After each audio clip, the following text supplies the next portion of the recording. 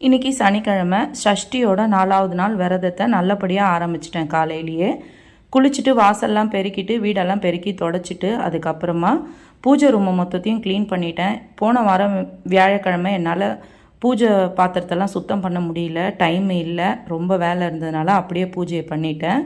நேற்றுக்கு வெள்ளிக்கிழமை அதுவுமா எடுத்து பூஜை பாத்திரத்தை சுத்தம் பண்ண வேண்டாம்னு சொல்லிவிட்டு அதையும் அப்படியே விட்டுட்டேன்.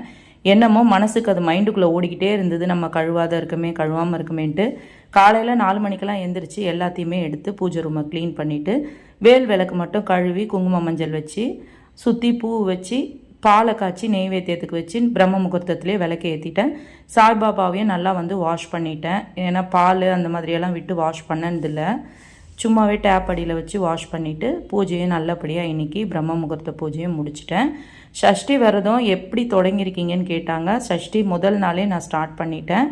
எந்த மாதிரி விரதம் இருக்கீங்கன்னு ஒரு சிஸ்டர் கேட்டிருந்தாங்க. காலையில் 6 மணிக்குலேருந்து சாயந்தரம் 6 மணி வரைக்கும் நான் விரதத்தை தொடங்கியிருக்கேன். 6 மணிக்கு மேலே முருகர் கோயிலுக்கு போய் விளக்கு போட்டுட்டு அதுக்கப்புறம் தான் என்னோடய விரதத்தை முடிச்சுட்டு நைட்டு ஒரு வேளை மட்டும்தான் நான் சாப்பாடு எடுத்துக்கிறேன்.